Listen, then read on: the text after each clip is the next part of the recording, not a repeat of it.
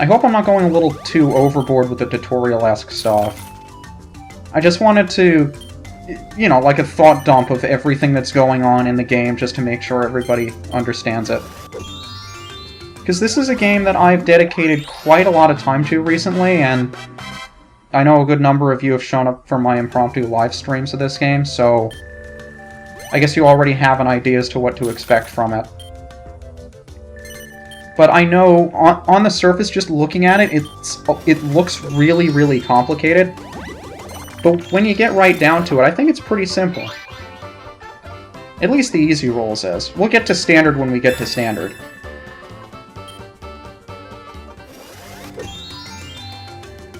But the game's relatively straightforward. The interesting thing, and you wouldn't really expect it from this sort of game, but all of the boards really play completely differently. Even if they look very similar to each other, they play significantly differently. Like, there are some boards where you would pass the bank more than once as you're going around. And in easy rules, that doesn't really make too much of a difference. But in standard rules, the bank is a really important space, because it lets you... we'll get into stock when we get there, but even something as simple as passing through the bank more than once as you go around, or having to loop around a segment of the board to pick up a couple of suits where it makes it impossible for you to skip it. Yoshi's already completed a line, holy crap. I think he's gotten a lot of really good cards, too. Couldn't happen to a nicer guy. But even this board as it is, where you have to go up the left because it's a one-way thing, even though some of the CPUs went around the right first, so they put themselves at a disadvantage, because they had to go all the way around again just to get the heart. And there's a similar lift on the standard rules equivalent of this one. And I kind of feel like I want to invest there just cause... I think I'll do that. So the maximum amount of money you can pour into any shop on a given turn is 999G. And since everybody has to pass by those spaces, they're unavoidable, and if you're going up to the right there, you have to pass it twice. I think it's more worthwhile to put my money there. Although I could have just as easily put it into some of the other shops on the left. But it's up to you how you want to play it. Everybody has a different style. But if Toad gets a 3, I would have been in business. So I've mentioned the target of 8000G being the ultimate goal of this game, at least on this board, because that's what the default is. But you also have the option of ending a game on a bankruptcy. When somebody doesn't have enough money to pay for the shop that they landed on, in addition to not having enough ready cash, if they have to sell all of their shops and still don't have enough money after that, then they go bankrupt. And if you're playing on the tour mode like I'm doing right now, which is the default, then whoever has the most net worth at the end of the turn that the person bankrupted wins the game. And that's it. It just ends right there. Now, of course, you can play on free play and set it to however many players bankrupt you want. Like, for instance, I would set it to 3 players need to be bankrupt before the game ends. You can do that. But by default, it's only 1.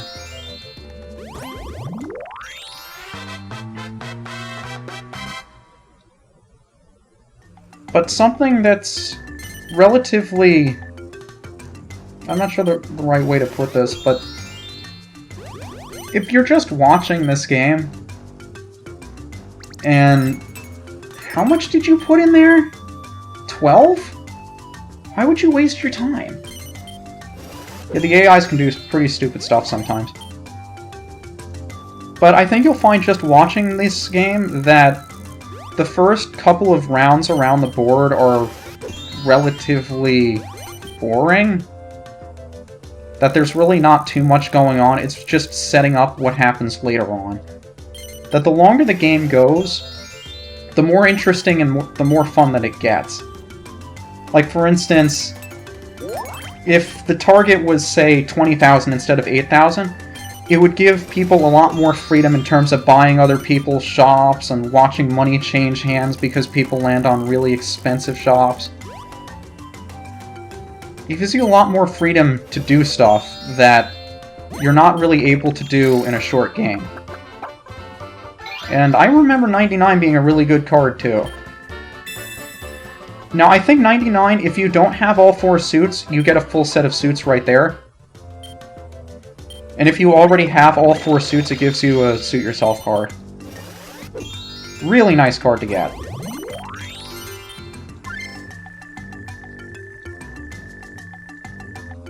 But another important thing to note is where the junctions are. So you can see the club that I landed on. From there, I could either go down or to the right. And this is important because if I want to buy out Birdo's shop, I have to debate whether or not it would actually be worth it, because anybody going around from the lift would have the option of going to the right instead of going down. So you can see Toad went down because he'd rather pay 29 than 56. He would have had to pay 56 if he went to the right, but he chose to go down. If I want to buy this shop, I have to keep in mind that if this is more expensive than this one, no one's going to go to my shop. But the reason why I will buy it out is because it will significantly increase the value of the shops below it, and everybody does have to pass by those shops. So even though this is going to put me out 900G, I think it's worth it in the long run. And now that I have a row of 4 shops, all of their prices are going to increase.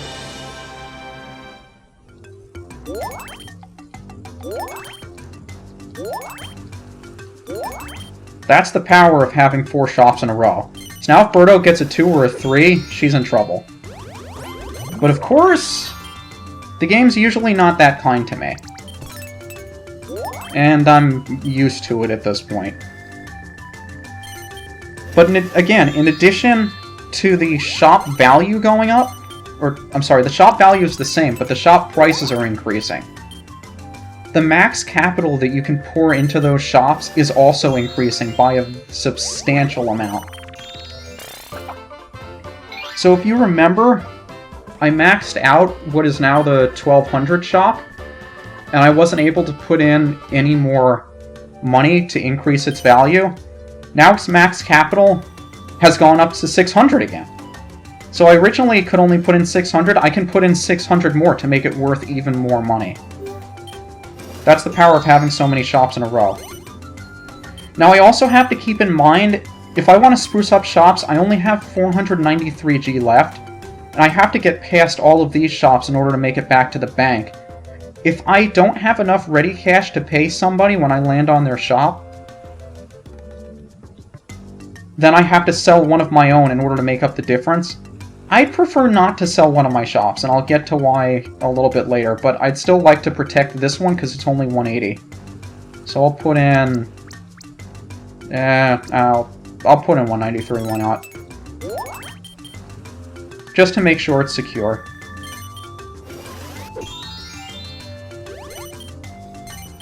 Now another thing that you can do if you feel you really need the money is auction one of your shops, and if you've ever played Monopoly, you know exactly what I'm talking about.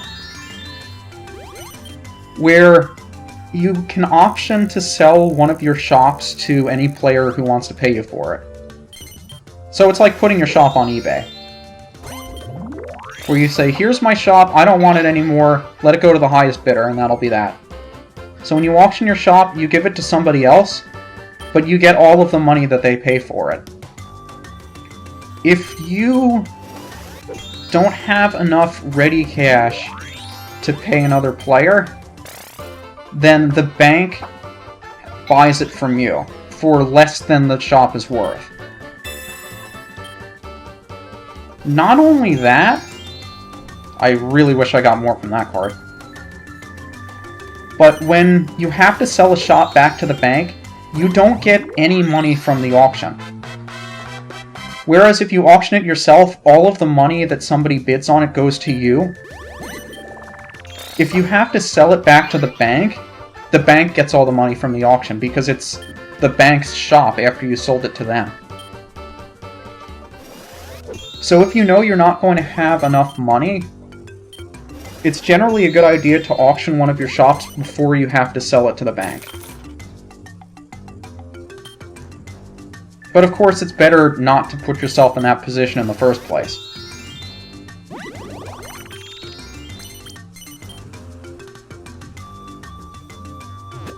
It's one of those things that I don't foresee coming up on either of these boards, but I thought it was worth mentioning.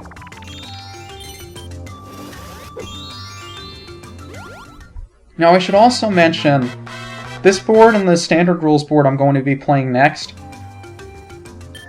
aren't going to be playing against the strongest AIs. Now, the biggest thing about AIs in this game, especially the lower ones, is that they're limited in what they're allowed to do. So, for instance, if they're only a D rank or a C rank, they can only invest so much money in a shop at a given time. So whereas I'm free to invest up to 999G anytime I land on one of my own shops, these AIs will generally not invest more than 100 or 200G. I think I think Yoshi will invest more, but Birdo and Toad won't. And another limitation is how aggressive they're allowed to be in terms of purchasing shops from other players in buyouts.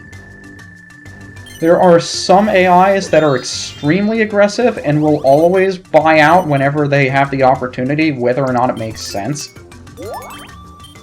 The AIs that I'm playing now generally don't. So doing the kind of move that I did, like buying out this shop to get the line of 4, Yoshi might, but I know for a fact the other two won't. To do that sort of thing. So I guess we could invest in these again if we really wanted to. The reason why I'm not going to bulk these two up is because no one's going to go this way if they could go around Birdo's shop. So maybe I should put some money into these. Maybe. It's an option. Might as well. I think the shops on the right are worth enough money as they are. See, Birdo gets a 2. Why are you going that way? See, AIs do some pretty stupid stuff. She could have just as easily gone to the pipe, gone back to the left side of the board, and worked her way around to that side anyway, to hopefully put herself in a better position, but she decided to pay me money. I'm not going to complain about it, but AIs do some pretty silly things sometimes.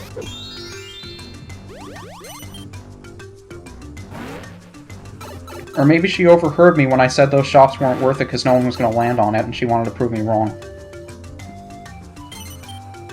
I wouldn't put it past her. But we're getting kind of close to the end. The target worth is only 8,000 gold. I have almost 5,800. So if we go back to... You can remember the target condition's 8,000 gold. So if I look at the overall standing, I can see my upcoming salary is about 1,500 G. So if I just pick up another... What's that? 700 gold going around the board? If I get 700 gold from these other players as I'm making my way around, then I would win the game by getting my next promotion. Because if I get enough money with my promotion to exceed the target worth, which is 8,000 G, then I win on the spot. So at this point, all I have to do is make it around the board, and Yoshi's going to have to sell a lot of stuff. This may actually... No, he wouldn't be allowed to sell shops one at a time if he was bankrupted. So I think he'll have just enough money to not be bankrupt. But you can see he's forced to sell the shops for less value than they're worth.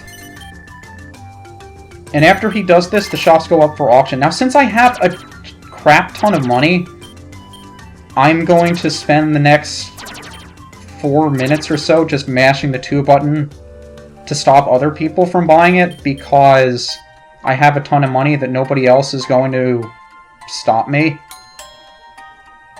So you can see, Birdo has 575 ready cash, Toad has about 1,600, I have 5,400 now. So there's really no reason for me not to pay a little bit of extra money for these.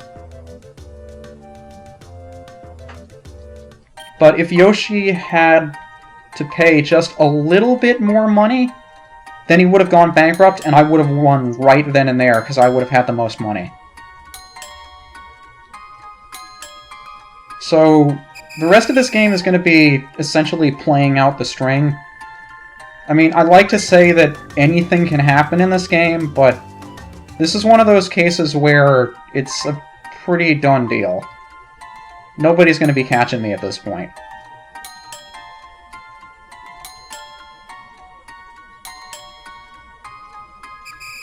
And again, that's the power of having 3 or 4 shops in a row on easy mode.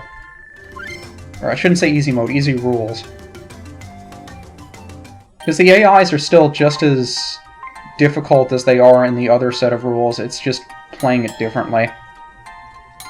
And all of the boards, they have the same name between easy rules and standard rules, but they're set up entirely differently, and again, I'll go over that when we get to standard. So you can see Yoshi right now only has 65G to his name. If he lands on another shop, and he has to pay more than 65G, then he goes bankrupt and the game is over. So now it's a question of whether or not Yoshi goes bankrupt before I get back to the bank. And also, as soon as this auction ends, I have more than the target net worth, and the background music changes. And it becomes all epic-like!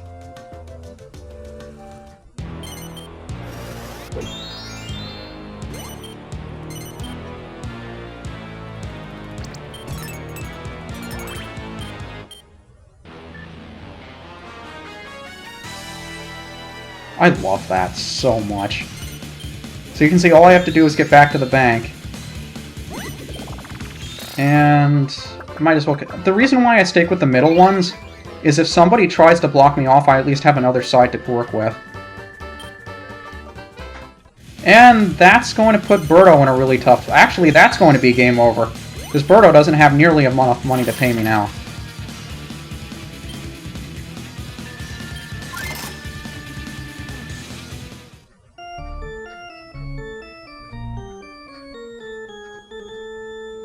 I gotta say, I don't think I've ever played a board that went as easily as this one. I'm genuinely surprised. But that's Fortune Street Easy Rules for you. Bit unfortunate that we couldn't hear the Bowser music a little bit longer, but that's the way it goes sometimes. I don't pay any attention to the trophies, except for one that was really hard to get, but nobody's interested. Look at that graph! I feel so bad for Yoshi and Birdo. But at least Toad didn't hit one of those shops, so he's kind of okay. But yeah, 30 turns, that's a really short game. I've played some that have gone on almost 200 turns. I mean, not with the target amount of 8,000, but still. It's normally not that easy to win this game, not gonna lie, but having... I was gonna say that the lower level of the AIs really helped, but I don't think it really would have made a difference. I just got really lucky in that board. Sometimes it happens that way. But that was easy rules.